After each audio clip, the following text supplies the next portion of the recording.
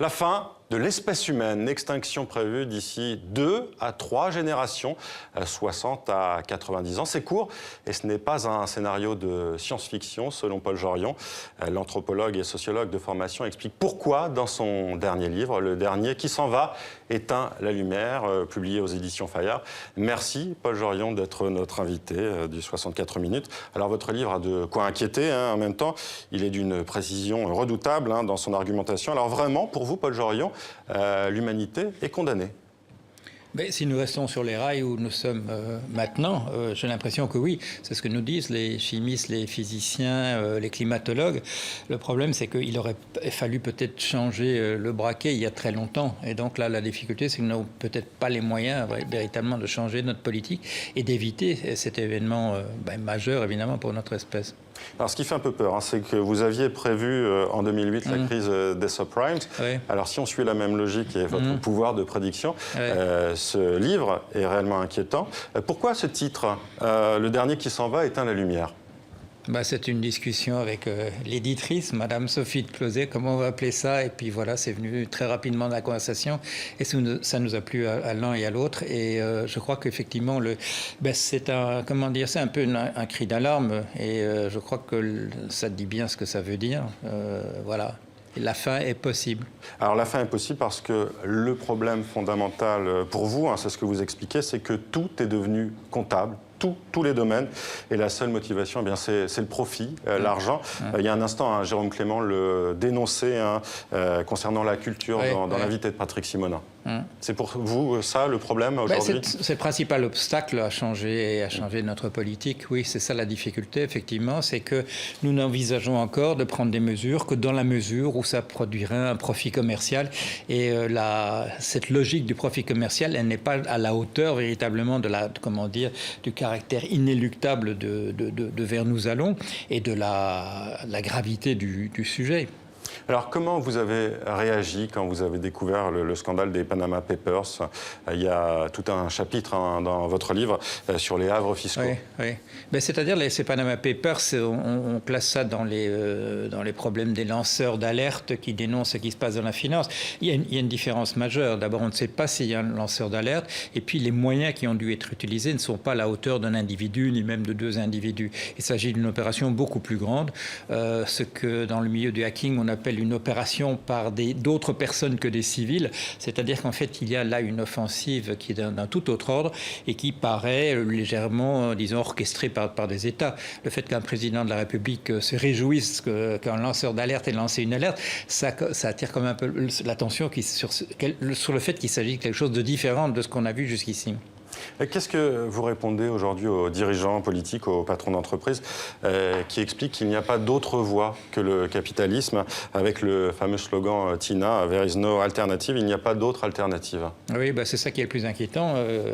Si jamais ils disaient vrai, alors là, nous sommes absolument cuits. Heureusement, je dirais, je ne suis pas le seul à penser que non, il y a des alternatives. Il y a déjà eu un système alternatif qui n'était pas d'une qualité extraordinaire, c'était le communisme type soviétique. Mais il y a d'autres possibilités.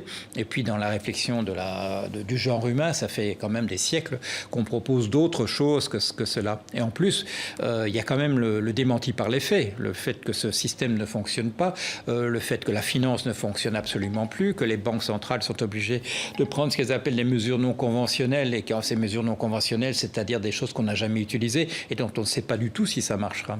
Alors, le capitalisme ne marche plus, c'est ce que vous dites. Et pourtant, après 2008, après la crise financière, on aurait pu penser que tout allait changer. On parlait de moraliser le capitalisme. On en est loin aujourd'hui. Oui, tout à fait, parce qu'il y a cette tradition qui date de la fin du XVIIIe siècle, même peut-être du début, ça date peut-être de la fable des abeilles de Mandeville, qui nous a dit qu'on s'était toujours trompé quant aux vices et aux vertus, et que ce sont les vices qui devraient diriger notre société. S'il n'y avait pas des gens en prison, personne ne ferait des serrures, etc. Des raisonnements de ce type-là. Et puis, à la fin du XIXe siècle, quand on a lancé ce qui est devenu la science économique, on nous a dit qu'il y avait une autre rationalité que l'éthique, que la morale, qu'il y avait une autre manière de faire les choses, c'est-à-dire le choix rationnel, suivre son intérêt bien compris, personnel, et que ça allait marcher. Et vous critiquez justement la pensée d'Adam Smith, qui a suivi Oui, parce qu'il a été naïf. Bon, il faut bien dire, c'est quelqu'un qui était de gauche à l'époque. C'était un Anglais qui a pris parti pour la Révolution française. Bon, c'était même l'extrême gauche de l'époque. Mais là, il répondait à une autre question. C'était la question de l'absolutisme royal. C'est à ça qu'il répondait. Il disait, il faut laisser les gens un petit peu tranquilles et ils vont s'occuper de leurs affaires. Mais il faut laisser poursuivre chacun son intérêt égoïste. Voilà. Il ne s'occupe pas de l'intérêt général. Voilà. C'est l'idée de la main invisible, justement. Exactement. Mais en 2008, on a vu les limites de ces raisonnements. On a vu des grandes entreprises, des grandes banques parier sur l'écroulement du système parce que c'était le dernier moyen d'essayer de sauver la mise. On sait bien que la main invisible, pour suivre son intérêt bien compris, ça marche quand tout va bien autour. Mais dans un cinéma en feu, suivre son intérêt. Ou alors on vient de voir des images dramatiques sur des migrants. Une de ces personnes explique que dans ce naufrage qui vient d'avoir lieu, eh bien chacun a poursuivi sa propre voie, a poursuivi son intérêt bien compris, et ça explique sûrement partiellement le nombre de morts. Alors vous citez aussi cette étude de deux professeurs à Princeton.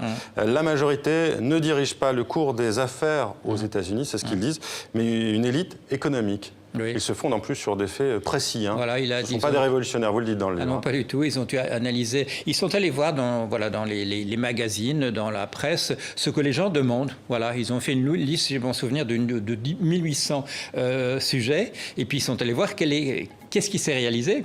Et puis s'aperçoivent d'une chose, ce n'est pas simplement que les parlementaires votent contre des mesures de ce type-là, mais que des mesures proposées par la population n'arrivent même jamais au niveau des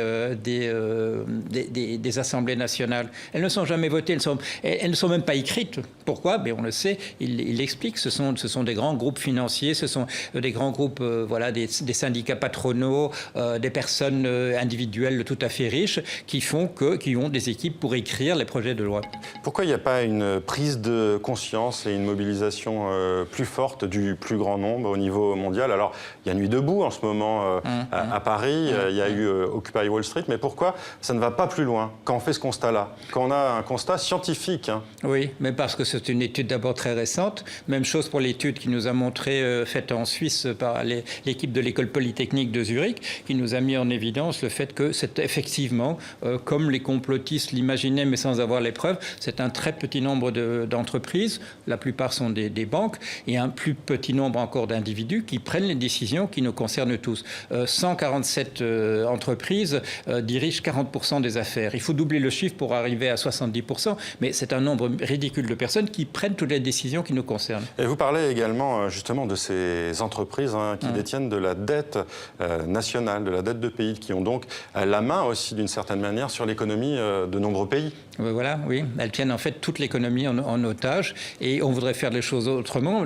Les marchés, c'est effectivement quelque chose que personne de nous n'a élu, mais qui prend des décisions extraordinaires quant à notre futur. Notre Constitution a été remplacée par un corps de règles comptables qui n'ont été définies par personne dans un cadre démocratique. Ce sont des sociétés privées, en réalité, dont le siège social est au Delaware, qui est un paradis fiscal, qui écrivent les règles comptables qui nous impliquent tous dans la vie quotidienne.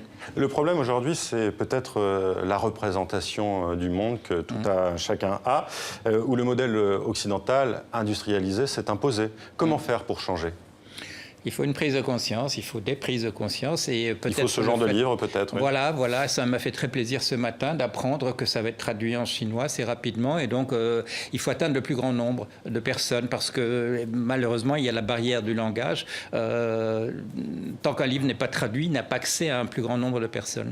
Alors vous êtes aussi spécialisé dans l'intelligence artificielle et il y a un scénario qui fait peur que vous évoquez dans votre livre, la machine qui va prendre la place de l'homme. C'est le scénario du film Terminator de James Cameron et vous y croyez ? C'est possible. En fait, j'ai travaillé dans ce domaine il y a assez longtemps. Je travaillais à la fin des années 80. Et à cette époque-là, on voyait il y avait des obstacles, des goulots d'étranglement dont on ne voyait pas trop comment on allait les résoudre.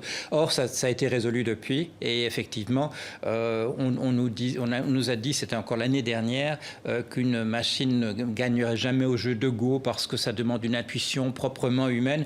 Et voilà. On a vu dernièrement que ce n'est pas. Voilà, c'était en mars. Les grands champions ont été battus. Alors, il y a aussi un problème avec cette intelligence artificielle, c'est qu'il y a beaucoup d'emplois qui vont être créés dans ce domaine, mais ce n'est rien comparé au nombre d'emplois qui vont être détruits.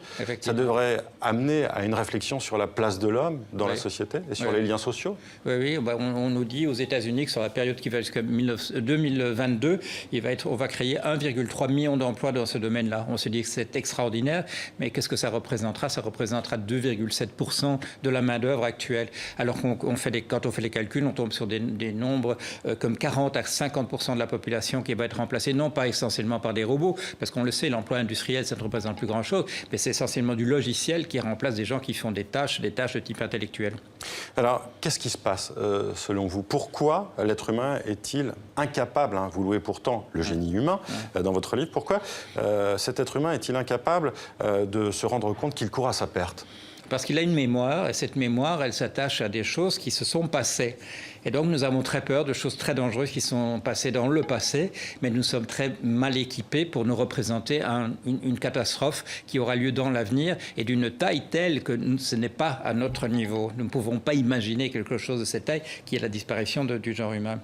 Alors, ça passe par quoi, cette prise de conscience aujourd'hui? Par les dirigeants politiques ou par des mouvements citoyens? Pas les deux. Il faut que ça vienne d'en haut et il faut que ça remonte d'en bas également. Il faut que ce soit tout le monde qui se convainc qu'il y a là quelque chose qui est une urgence absolue. Vous parlez dans votre livre d'une nouvelle religion, peut-être une religion athée.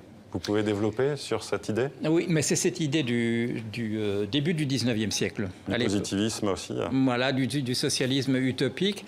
Les Saint-Simoniens et Auguste Comte qui créera ensuite le positivisme, se convainquent qu'on ne peut pas mobiliser quelque chose de la taille de l'humanité autrement que par une religion, autrement que par un lien d'ordre, je dirais, sacré.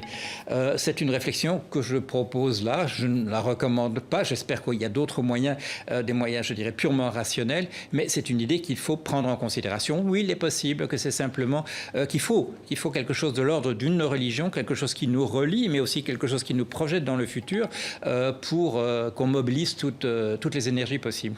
Merci Paul Jorion d'avoir été notre invité. Je rappelle que votre livre, le dernier qui s'en va, Éteins la lumière, est publié aux éditions Fayard. Merci d'avoir été avec nous. Merci à vous.